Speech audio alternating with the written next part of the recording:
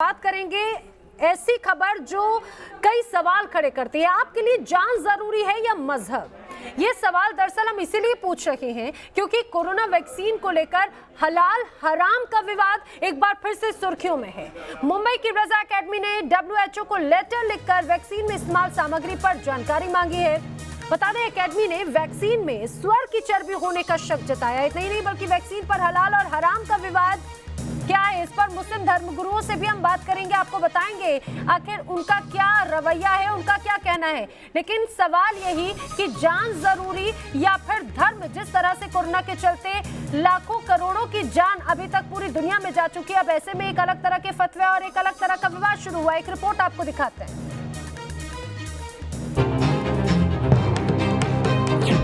जिंदगी बड़ी है या जिद, इसलिए हम लोग चाइना की वैक्सीन की मुखालफत कर रहे हैं कि उस वैक्सीन को यहाँ पर न मंगाया जाए और उसका इस्तेमाल हमारे मुल्क में न हो। कोरोना वैक्सीन की राह में मजहब का रोड़ा। वाकई में ये अगर सूअर के गोश्त से बनाई जा रही है तो बिल्कुल जो है नाजायज और हराम है। WHO से सवाल, रजा एकेडमी का खत।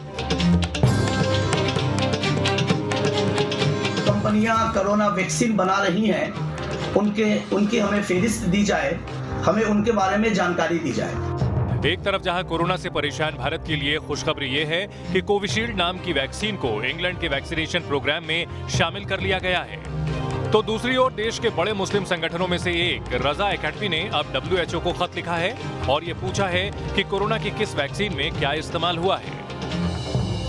रजा एकेडमी मुंबई ने आज उलमा मशाइख को जमा करके एक लेटर लिखा है आलमी महकमा सेहत, जिसको हमारा WHO के नाम से जानते हैं। लेटर में ये मुतालबा किया गया है WHO से कि जितनी कंपनियां कोरोना वैक्सीन बना रही हैं उनकी हमें फेहरिस्त दी जाए, हमें उनके बारे में जानकारी दी जाए और साथ ही साथ हमें ये भी बताया जाए कि कोरोना वैक्सीन में जिन चीज़ों का इस्तेमाल किया गया है उसकी अज्जाए तरकीबें के मुतालिक हमें वजाहत दी जाए, हमें जानकारी दी जाए। दरअसल अक्टूबर में बड़े मुस्लिम आबादी वाले देश इंडोनेशिया में वैक्सीन पर बहस चीन की वैक्सीन पर शुरू हुई थी। आरोप लगे थे कि चीनी कंपनी सिनोवैक बायोटेक ने पोर्क यानी सुअर की चर्बी का इस्तेमाल किया, जिस पर इंडोनेशियन उलेमा काउंसिल ने चीनी वैक्सीन के लिए हलाल सर्टिफिकेट जारी करने की मांग की थी। मगर चीनी वैक्सीन पर हलाल हराम वाली बहस में भारत की वैक्सीन को घसीटने की कोशिशें होने लगी हैं। रजा एकेडमी के प्रवक्ता मौलाना अब्बास रजवी का ये बयान सुनिए। बीमारी के नाम पर या कोरोना के कि मर जाएंगे उसके नाम पर आप गलत जानवरों का कुछ भी चीज़ खिला देवें, ये दुरुस्त नहीं है। किसी का धर्म के वो उसको अधर्म नहीं करना चाहिए। मैं अपने हुकूमत से ये मतलब, जो हलाल सर्टिफिकेट आपने अक्सर खाने पीने के सामान और कॉस्मेटिक पर देखे होंगे, कुछ वैसी ही मुहर की मांग मुस्लिम देशों के कुछ कट्टरपंथी संगठन करने लगे हैं। और पूरी दुनिया के लिए बड़ी चिंता की वजह यही है क्योंकि अगर ये विवाद लंबा खिंचा तो इसका सीधा असर कोरोना वैक्सीन लगाने की प्रक्रिया पर पड़ेगा। Team news nation.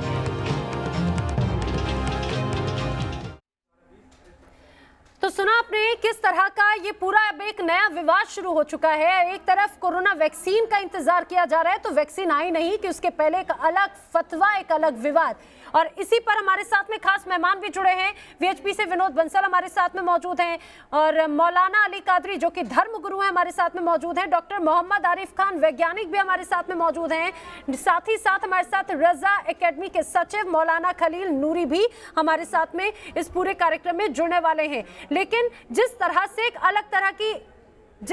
एक अलग चर्चा जो है वो शुरू हो रही है, हम इसके बारे में जानेंगे। सबसे पहले मैं धर्मगुरु का ही रुख करना चाहूंगी। कादरी साहब, आखिर क्या दिक्कत है, क्या शिकायत है?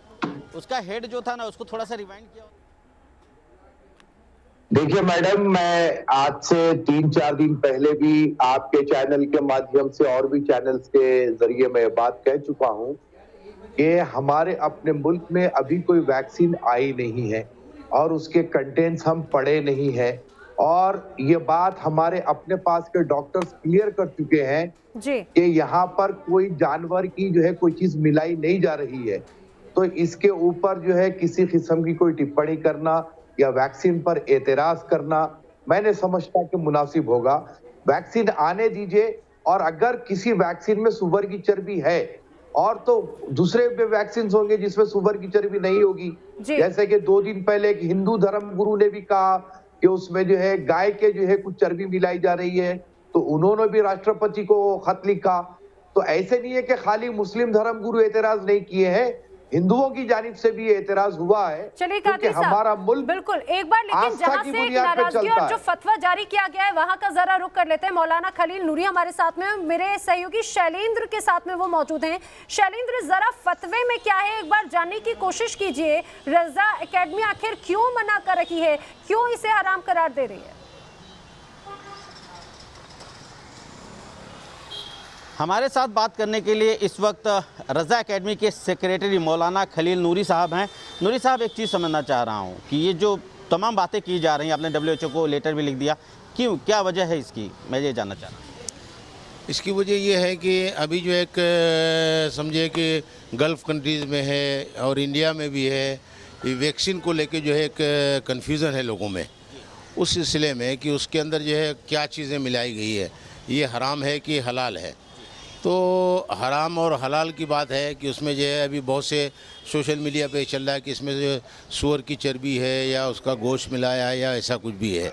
और हिंदुओं में ये है कि भाई इसमें जो गाय का जो है खून मिलाया गया है या उसका जो है चर्बी मिलाया गया है। जैसे बाबा चक्रवाणी ने, जो हिंदू महासभा के लीडर हैं, उन्होंने भी ये कहा कि हम इस वैक्सीन को इस्तेमाल नहीं करेंगे, इसमें गाय का वो है। तो ये हिंदू और मुसलमान दोनों कम्युनिटी में, और क्या कहते हैं, यहूदी तो खैर पहले से भी मतलब सूअर का इसका इस्तेमाल नहीं करते हैं, तो उनमें भी सब एक कन्फ्यूज़न है। तो उस सिलसिले में जो है कन्फ्यूज़न दूर करने के लिए हम लोगों ने कल एक लेटर लिखा WHO को कि भाई, समझना चाहता हूँ, जहाँ पे पूरे कौम को बचाने की बात हो तो हम कौम को बचाने की बात करें कि धर्म की बात करें? देखिए, ऐसा है कि हमारे साथ एक टेबल पे जो है ना एक फ्रेश खाना रखा हुआ है, और उसी टेबल पे एक ऐसा खाना रखा हुआ है जो सड़ गया है, जिसमें कीड़े पड़ गए हैं। तो आप ये बताइए कि हम फ्रेश खाएंगे या वो सड़ा हुआ कीड़े वाला खाना खाएंगे? तो आज ये हमारा बस उसी की मिसाल है। लेकिन कि आज ये हमारे यहाँ बहुत सारे वैक्सीन अभी तक जो जिन दवाइयों का कंपनियों ने खुद ऐलान किया है कई कि हमारे यहाँ ऐसी कोई चीज़ नहीं है जिससे जो है हिंदू या मुसलमान किसी या यहूदी किसी को भी ऑब्जेक्शन हो कि हमारा वैक्सीन इस्तेमाल न करें। क्योंकि कोरोना महामारी किस तरह के हालात है पूरी दुनिया में हम सभी के सामने हैं। अब ऐसे में वैक्सीन को लेकर इस तरह से विवाद, एक अलग तरह की बहस इन्होंने शुरू की है। मौलाना साहब, एक चीज़ समझना चाह रहा हूँ मैं, ये कोरोना वैक्सीन की बात हो रही है, लेकिन कोरोना वैक्सीन से पहले बहुत सारी ऐसी दवाइयाँ हैं, बहुत सारे ऐसे विटामिन्स हैं जिनकी ज़रूरत लोगों को पड़ती है, लेकिन उस समय तो ये सब चीज़ों का आप लोगों ने कभी ऐसा उजागर नहीं किया या कोई बात नहीं की कि हमारे लिए हराम है या हलाल है। कोरोना वैक्सीन को लेकर ही क्यों ऐसा कर रहे हैं? ऐसा है कि ऐसी कोई चीज़ नहीं है कि जिसकी मतलब अगर उसके अंदर कोई ख़राबी है, तो उलमा ने हमेशा, मुफ्तियों ने उसके लिए जो है मतलब मुखालफत की है, हम लोगों ने मुखालफत की है, और हिंदू धर्म गुरुओं ने भी मुखालफत की है। सब ने, ऐसा नहीं कि मतलब सिर्फ एक कम्युनिटी की बात है, सब ने किया है। जो चीज़ गलत है, धार्मिक लोगों का जो है, उलमा का या साधु संत का या के बीच में धार्मिक भावनाओं की बात यहाँ पर लाई जा रही है। विनोद बंसल जी भी हमारे साथ में मौजूद है। विनोद जी, आप भी लगातार कुछ कहने की कोशिश कर रहे थे, ये भी अब मौलाना साहब कह रहे हैं कि भाई हिंदू धर्म में भी तो ये बात कही गई है। दवाई को लेकर मुझे नहीं लगता कि किसी ने इस तरह की आपत्ति जताई होगी महामारी के वक्त। अभी तो वैक्सीन आई नहीं हमारे सामने। देखिए, दो बातें बड़ी महत्व की हैं। एक्चुअली क्या, ये वो लोग हैं जो कि कोरोना फैलाने में तो विश्वास करते हैं, लेकिन कोरोना से बचाव में विश्वास नहीं करते। आप देखिए, ये वो लोग हैं जिन्होंने कि लगातार जो है ये आदमी को बचाने की कोशिश नहीं कर रहे, सुअर को बचाने की कोशिश कर रहे हैं। आप मुझे बताइए, आखिरकार उस सुअर से इतना प्रेम क्यों है इस्लाम को? एक बात। दूसरी बात ये बताइए कि आखिरकार ये जो महामारी है, वो तो एक मानवता के विरुद्ध एक बहुत बड़ा युद्ध है, और उस युद्ध से लड़ना क्या सबका जिम्मेदारी है कि नहीं है? तीसरी बात ये, अगर हलाल और हराम की जहां तक बात इन्होंने छेड़ी है, मैं एक बात पूछना चाहता हूं कि क्या ये मांग करेंगे कि देश के अंदर जितनी भी मीट की दुकानें हैं, जितना भी कारोबार है, उन सब के बाहर ये स्पष्ट रूप से लिखा हो जाना चाहिए कि हम हलाल का मांस रखते हैं या हराम का मांस रखते हैं? आप बताइए ना, जो भी जहां आप हलाल सर्टिफिकेशन की बात करते हैं, मैं तो भारत सरकार से मांग करूंगा जी, और भारत की सभी सरकारों से मांग करूंगा कि जितनी भी मीट की दुकान है, जितना भी ये जहां भी हलाल सर्टिफिकेशन हो रहा है, वहां पर जो है वो दूसरा सर्टिफिकेशन भी होना चाहिए, झटके वाला भी।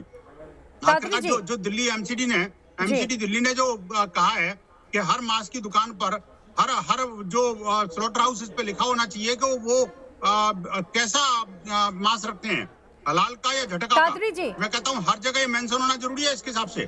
कादरी जी, आप विनोद जी की बात का जवाब देना चाहेंगे, उसके बाद में मैं मोहम्मद आरिफ खान का भी रुख करूंगी। कादरी जी, आपका एक इस पे कोई रिएक्शन चाहेंगे? देखिए मैडम, पहली चीज तो मैं बंसल साहब को ये कहूंगा कि इनको इस्लामिक नॉलेज है नहीं तो इस्लाम के बारे में बात ना करें, क्योंकि बेवजह की बात गलत हो जाएगी अगर ये गलत टिप्पणी करेंगे। अगर आप समझ रहे हैं आप, और सुअर को जो है हम बहुत ही गलीज जानते हैं, उससे प्यार नहीं करते। ये सुअर से प्यार करते होंगे बंसल साहब, ये सुअर के चाहने वाले होंगे, इसलिए इनको सुअर बहुत पसंद है। हमें कुछ नहीं करना, समझ रहे हैं। और जहाँ तक कि हिंदू महासभा का है, इसके बारे में जवाब नहीं देते। वही एक आदमी है, अरे बेकार बातें मत करो, पहले क्या बेकार बकबक करते हैं? 5 लाख लोगों को जमात में बात मालूम नहीं, बकबक करने के आदी हो गए आप। के कारण उसको रोका गया, नहीं तो महाराष्ट्र की हालत क्या से बात कर बदतर रही होती इनकी। हिंदू महासभा का जवाब दो ना, अगर दम है तुम्हारे में तो। सुअर से प्यार है, हिंदू महासभा का जवाब दो। सुअर से प्यार है, आखिरकार सुअर से तुम्हें होगा प्यार क्यों है? प्यार। कादरी साहब, बस एक साधारण सी एक बात थी, एक साधारण सी बात है कि भाई अगर महामारी का वक्त है, ऐसे में दवाई ज्यादा जरूरी है, या फिर उसके पीछे की कहानी, या फिर उसकी उस चीज को ऐसे टटोलना कि उसमें भी धर्म लाना बीच में, दवाई की ज्यादा जरूरी है, जान ज्यादा जरूरी है, या फिर उसमें भी हर चीज में धर्म बीच में डालना? डॉक्टर मोहम्मद आरिफ खान जो कि साइंटिस्ट है हमारे साथ में मौजूद है। डॉक्टर आरिफ खान, जिस तरह से दवाई का निर्माण किया जा रहा है, हालांकि अब ऐसे समय में सबसे ज्यादा मुझे लगता है ऐसे समय में, आज के समय में सबसे ज्यादा जरूरत है तो वो वैक्सीन की जरूरत है। वैक्सीनेशन के इंग्रेडिएंट्स को लेकर यहाँ पर एक तरह से चर्चा की जा रही है, इससे आप क्या मानते हैं, कितना जरूरी है वैक्सीन इस समय? जरा इसकी अहमियत समझाइए।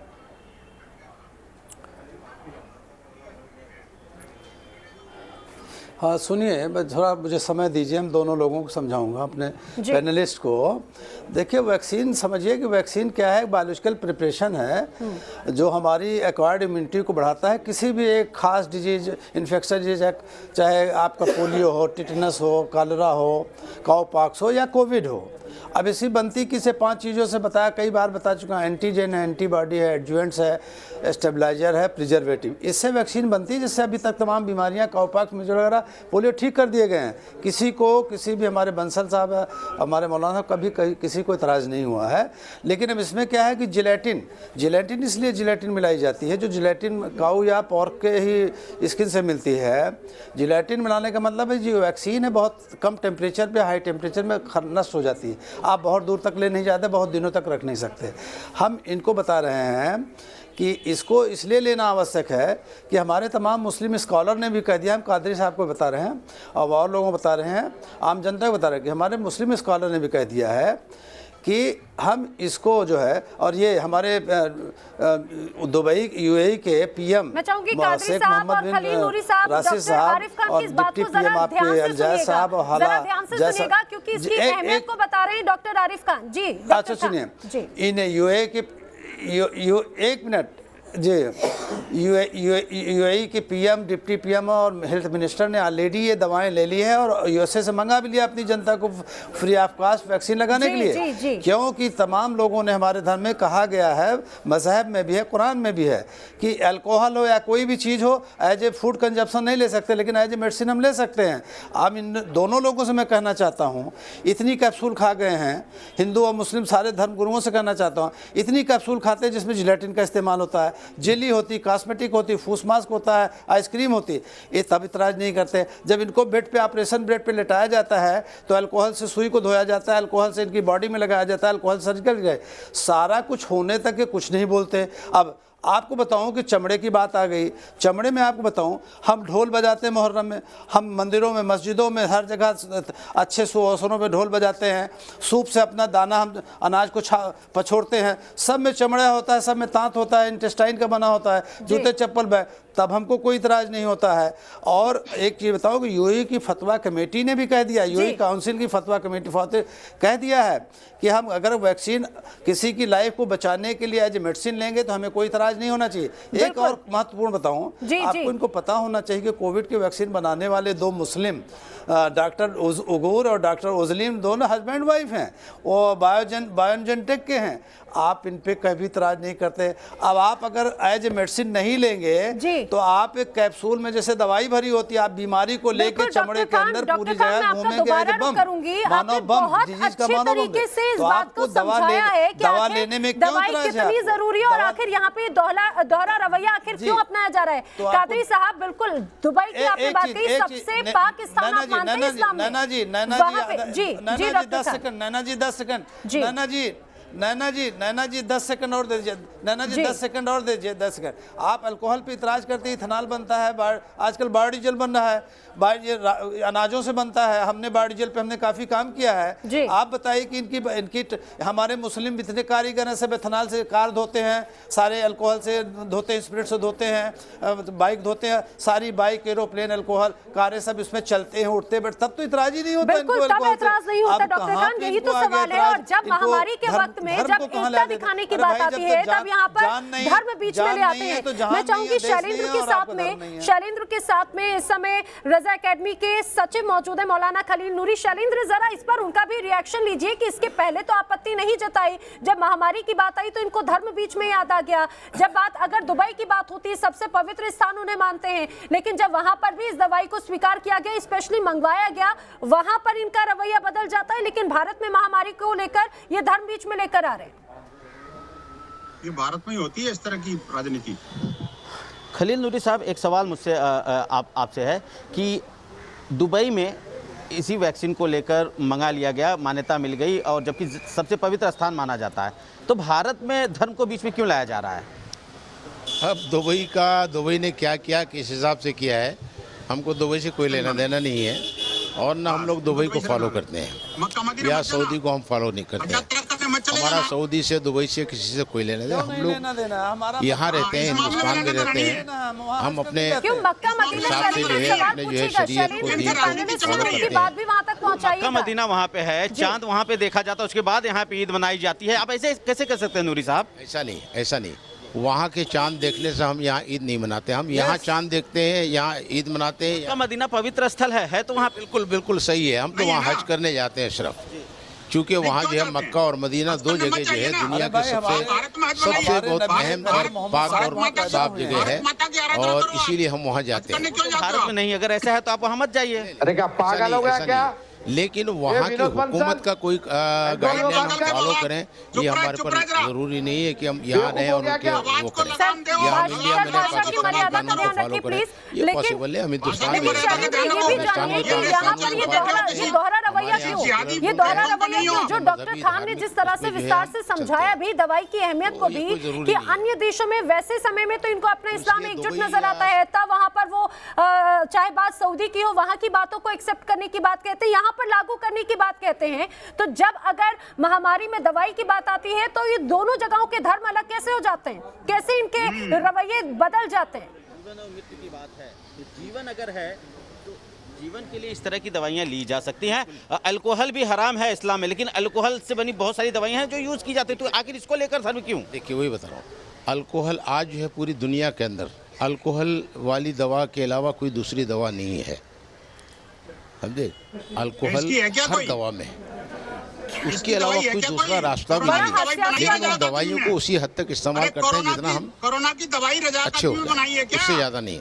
अरे किसी मुसलमान और ऐसे ही अगर इस वैक्सीन के अलावा दूसरा कोई जो वैक्सीन तैयार कर रहे हैं उसमें जो डॉक्टर्स हैं वो भी इस्लाम से जुड़े हुए, वो भी मुस्लिम है, जो इस दवाई का निर्माण कर रहे हैं। हमारे यहाँ कोई गलत चीज का हमने इस्तेमाल किया नहीं है। किसी इस्लामिक कंट्री ने कोई कोरोना की दवाई इजाद की है क्या? मक्का मदीना ने बोला है क्या? उसमें जो डॉक्टर्स जुड़े हुए हैं वो मुस्लिम है, पति पत्नी मुस्लिम है, वो उससे बना रहे हैं, तो ऐसे कैसे कह सकते हैं? ऐसा है कि मुसलमान होना एक अलग चीज है और उनका पेशा एक अलग चीज है।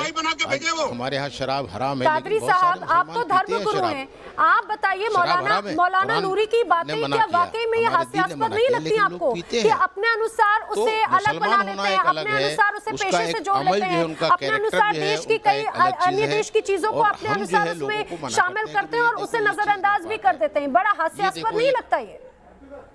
देखिए मैडम, मैं आपको आज नहीं 4-5 दिन से एक ही बात कह रहा हूं कि जान को बचाना अफजल है। जान को बचाने की कुरान में तालीम है। अगर कोई चीज हराम भी है और इंसान की जान जा रही है तो वक्तिया तौर पे वो चीज उसके लिए जायज तो हो जाएगी। समझाइए ना, क्योंकि ये जिस तरह की एकेडमीज चल रही हैं, ये सूफी एकेडमी है ना, सूफी का पाठ पढ़ाया जाता है, समझाइए ना। तो क्यों नहीं समझाते हैं आप? तो धर्मगुरु हैं। सुनिए ना, आप मेरे को कंप्लीट करने दे रहे नहीं। आप, मैं कंप्लीट करना चाह रहा हूँ ना, सुनिए। बोलिए बोलिए जी। तो अब इसके बाद में जो है, अगर कोई विकल्प ना हो तो वो नाजायज चीज को भी इस्तेमाल किया जा सकता है। और आप ही के चैनल पर और दूसरे चैनल्स पे ये बात कही दी गई कि सुअर की चर्बी वगैरह आज की मौजूदा टेक्नोलॉजी में इसमें इस्तेमाल नहीं की जा रही है वैक्सीन में, तो ये बहस ही खत्म हो गई। रहा सवाल रजा एकेडमी वालों ने जो क्वेश्चन उठाया, उसके बारे में मैंने कहा कि ये वक्त से पहले इन्होंने क्वेश्चन रेज किया। अभी इस किस्म की बातों की हमें कोई जरूरत नहीं है। ये रजा आदमी के मौलाना को बोलिए कि अपने टोन डाउन करें, देश के खिलाफ भड़काए नहीं तो लोगों को। आखिरकार वैक्सीन के खिलाफ जिस तरह से भड़काने की कोशिश कर रहे हैं, उनको बोलिए कि अपनी जवान को बंद रखें। ये वही रजा आदमी है जो कि मार्च में एक मरकज लगा रही थी। जी बिल्कुल। कादरी साहब, आखिर में जानना चाहूंगी, निंदा करते हैं आप, इसको लेकर आप कुछ कहेंगे या फिर आपकी? देखिए आप, रजा एकेडमी का जो स्टेटमेंट आया, मौलाना सईद नूरी ने जो बयान दिया, मैंने उसी दिन कहा कि मौलाना को इतनी जल्दबाजी नहीं करना चाहिए। बिल्कुल, समय से बहुत पहले। लेकिन ये जो दोहरा रवैया है वो कई सवाल खड़े करते हैं। आप सभी हमारे साथ में जुड़े, आप सभी का बहुत शुक्रिया।